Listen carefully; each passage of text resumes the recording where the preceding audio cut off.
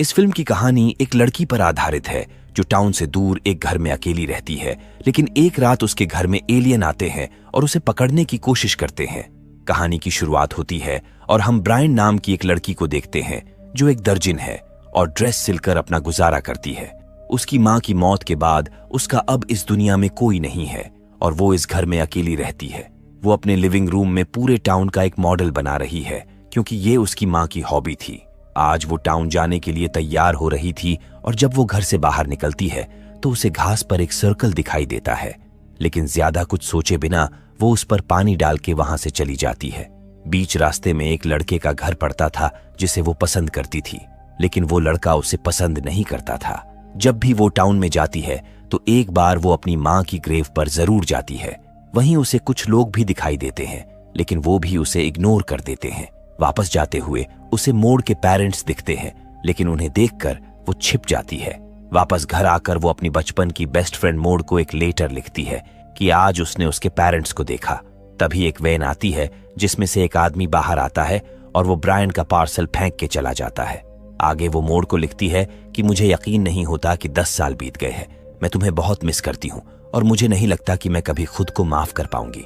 यहाँ हमें पता चलता है कि पास्ट में कुछ ऐसा हुआ है जिससे पूरा टाउन ब्रायन के खिलाफ हो गया है। शायद इसीलिए वो टाउन से दूर इस घर में अकेली रहती है। यहाँ रहना उसकी चॉइस नहीं बल्कि मजबूरी थी। उस रात वो थोड़ी देर तक किताब पढ़ती है और फिर सो जाती है। लगभग आधी रात को घर की सारी लाइटें अपने आप जल गई, लेकिन फिर भी ब्रायन की आंख नहीं खुली। तभी एक आवाज से उसकी नींद उड़ जाती है और जब वो खिड़की से देखती है तो पता चला कि आवाज एक डस्टबिन के गिरने की थी। शायद कोई कुत्ता या रेकुन हो सकता है। ये सोचकर वो उसे ठीक करने जा रही थी, लेकिन घर में लाइट ही नहीं थी। नीचे जाकर वो देखती है कि दरवाजा खुला हुआ है और तभी उसे एक अजीब सा क्रीचर दिखाई देता है जो एक मानव जैसा एलियन था। ब्रायन पीछे हटने लगती है, लेकिन फर्श की आवाज एलियन का ध्यान उसकी ओर खींचती है और तभी ब्रायन एक अलौकिक प्राणी को देखती है और घबराहट की स्थिति में अपने कमरे की ओर भागती है, जिससे एलियन उसकी आवाज सुन लेता है और उसका पीछा करता हुआ उसके कमरे तक आ जाता है। एलियन कमरे में प्रवेश करता है और ब्रायन कांपते हुए बिस्तर के पीछे छिप जाती है। जब एलियन बिस्तर पर कूद जाता है तो ब्रायन बिस्तर के नीचे छिप जाती है। एलियन अचानक बिस्तर से छलांग लगाता है और खिड़की के पास आता है।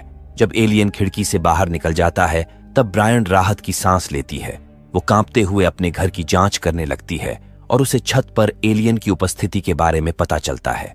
वो जल्दी से दरवाजा बंद कर देती है, लेकिन अचानक बिजली के सभी उपकरण खराब होने लगते हैं, जिस वजह से उसे एक एक करके सभी उपकरण बंद करने पड़ते हैं।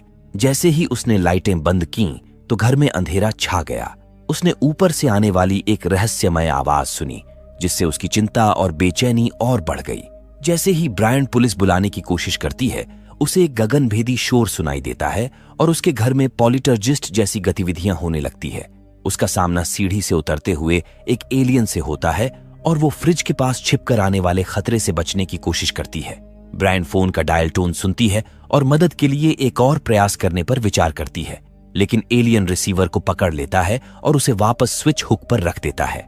एलियन ने फ्रिज के पास ब्रायन के स्थान का पता लगा लिया और वो तेजी से फ्रिज का दरवाजा खोलकर उसे वहां फंसा देता है। आखिरकार ब्रायन का सामना एलियन से होता है और वो फ्रिज के दरवाजे को धक्का देकर वहां से भागने लगती है।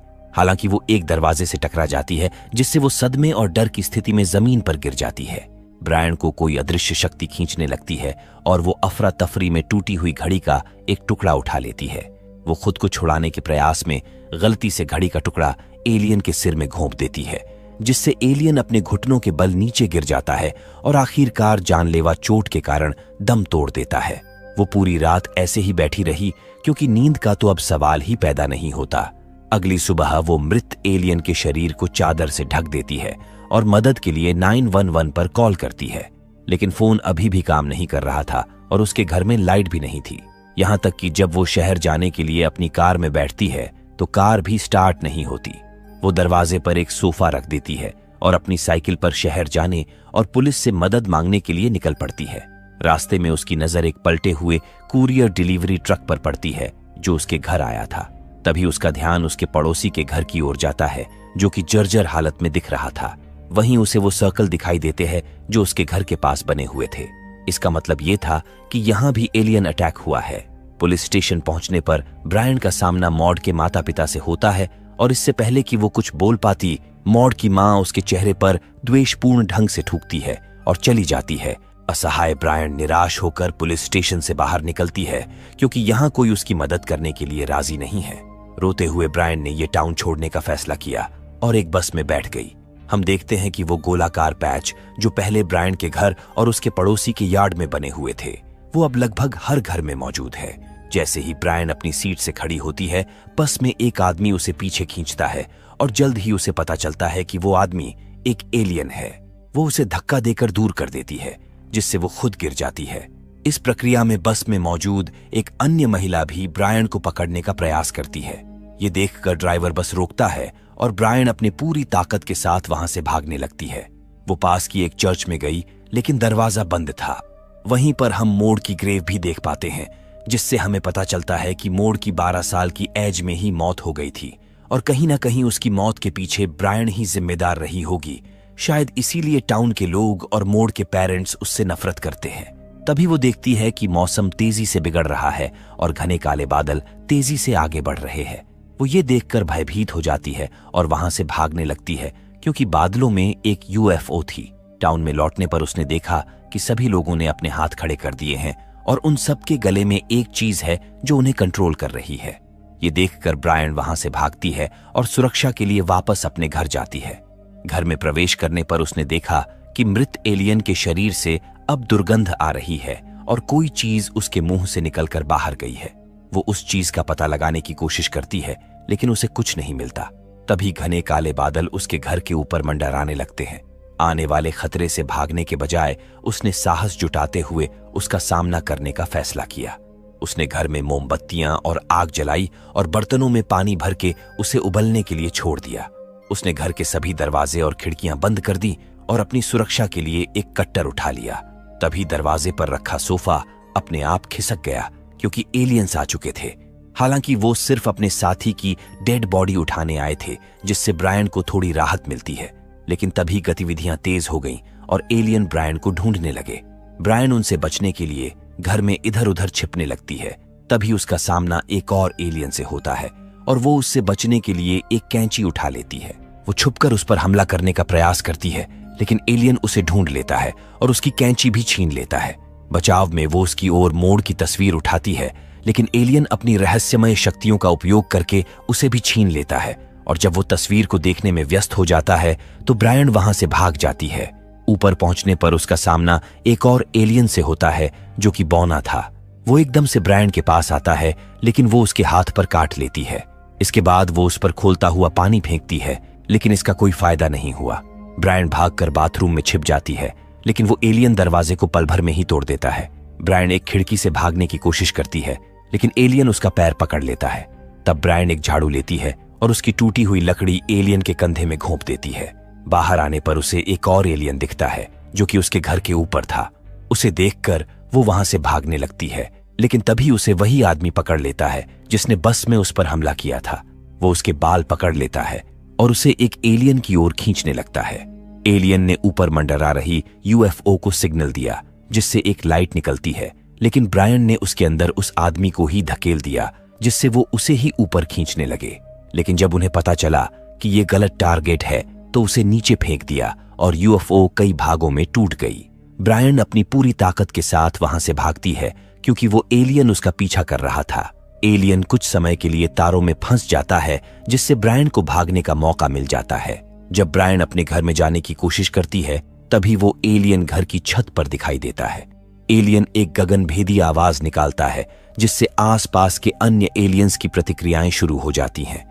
एलियन उसकी ओर बढ़ने लगता है, लेकिन संतुलन खो देता है और कुछ देर के लिए बेहोश हो जाता है। हालांकि वो जल्दी से अपने पैरों पर खड़ा हो जाता है और तेजी से ब्रायन की ओर बढ़ने लगता है। ब्रायन कार में बैठती है और दूसरे दरवाजे से बाहर निकल जाती है।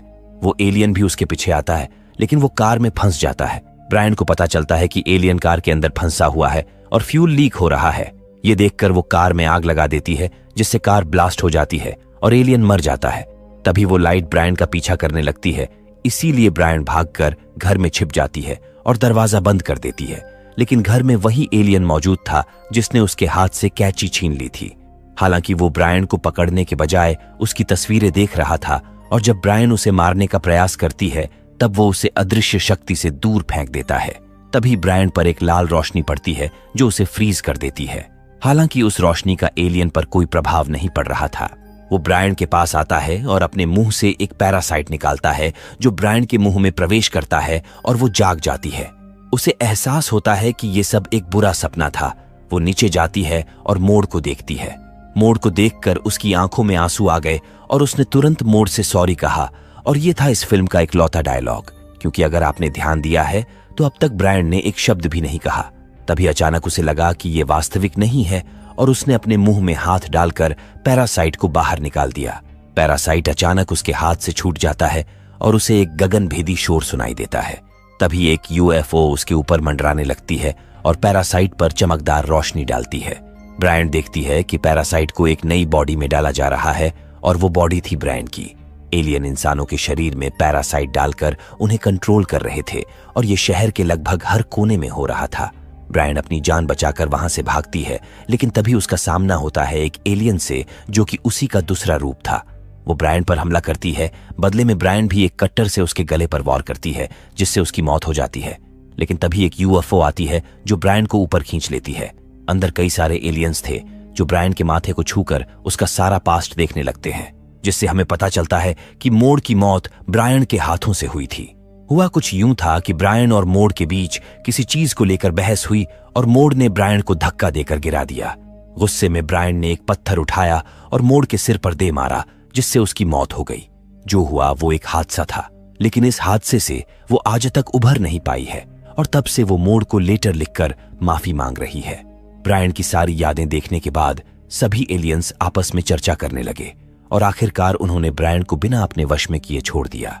कुछ दिनों बाद हम देखते हैं कि ब्रायन ठीक हो गई है और काफी खुश दिख रही है। टाउन के लोग जो पहले उससे नफरत करते थे वो अब उसके साथ शांति से रह रहे हैं। फिल्म के अंत में हम ब्रायन को नाचते हुए और लोगों के साथ खुशी मनाते हुए देख सकते हैं। उसने आखिरकार खुद को माफ कर दिया है और सब कुछ भूल के आगे बढ़ गई है। अब कई लोग इस फिल्म की एंडिंग को लेकर कंफ्यूज्ड है कि एंड में क्या हुआ था, तो आइए समझने की कोशिश करते हैं। तो जब एलियंस ने ब्रायन का अपहरण किया तो उन्होंने ब्रायन की यादें और उसकी सोच को अनुभव किया और देखा कि बचपन में ब्रायन से एक भयानक गलती हुई थी, जिसकी सजा वो आज तक भुगत रही है।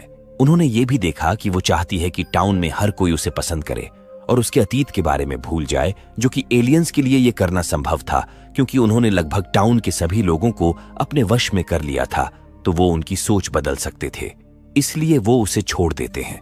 आशा करता हूं आपको ये वीडियो पसंद आया होगा। इस तरह के और वीडियोस देखने के लिए इस चैनल को सब्सक्राइब करके रखें और इस वीडियो का टारगेट रखते हैं 100 लाइक्स। मुझे उम्मीद है आप कर दोगे।